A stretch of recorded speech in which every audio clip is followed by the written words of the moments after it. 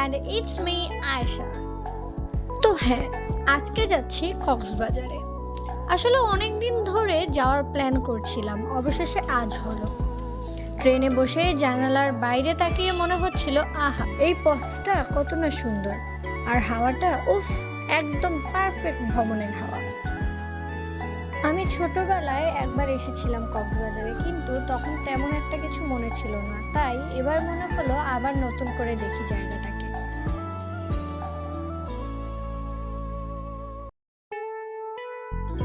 অবশেষে পৌঁছে গেলাম। প্রথমেই ভাবলাম আগে হোটেলটা বুক করি, তারপর একটু রেস্ট নেই।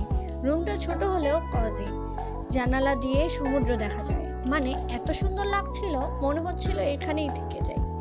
কিন্তু কি করার, এখানে তো আর থাকা যাবে না, যেখানে থাকি সেখানেই চলে যেতে হবে। বিষয়টা ফানি। যাই হোক, এরপর আর বেশি দেরি করিনি, সোজা চলে গেলাম সমুদ্র দেখতে। প্রথম ঢেউটা পায়ে লাগার সাথে সাথেই একটা অদ্ভুত ফিলিং হচ্ছিল, জানি না কেন, কিন্তু এমন একটা শান্তি পেলাম। ঢেউ, বাতাস আর সূর্যের আলো তিনটি মিলিয়ে পুরো ভাইব একদম ড্রিমি। তারপর গেলাম ডলফিন জাদুঘরে। আগে শুধু নাম শুনেছিলাম, এবার গিয়ে আসলে দারুণ জায়গা দেখলাম। ওখানে অনেক কিছু ছিল, শ্বাস, মাছ আর একদম আসল ডলফিনের মডেল। মানে ছোটদের তো এই ভ্রমণ সেই জমে যাবে।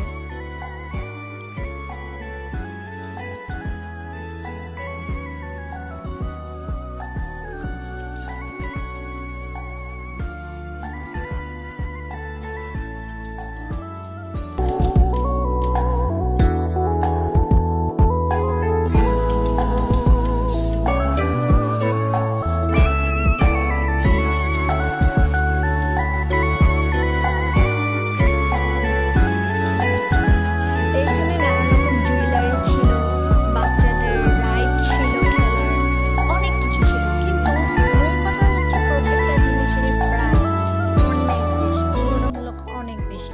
আর তাছাড়া এখানে বলেছিল ভিডিও না করতে, আর আমি তো ভাই কি বলবো, ভিডিও না করলে হবেই না, তাই আমি ভিডিও করে নিয়ে এসেছি। ভিডিও করে তো ব্লগ বানাইতে হবে, তাই না? যাই হোক, তার পরের দিন আমি ঘোড়ায় চড়েছিলাম। রাতের বেলা আবার গেলাম সমুদ্রের ধারে। সবাই তখন একটু চুপচাপ, শুধু ঢেউয়ের শব্দ, আকাশে চাঁদ, বাতাসে ঠান্ডা আর সেই ঢেউ। আহা, মনে হচ্ছিল পৃথিবীটা থেমে গেছে কিছুক্ষণের জন্য। দিনটা আসলেই সুন্দর ছিল। আবার আসবো ইনশাল্লাহ।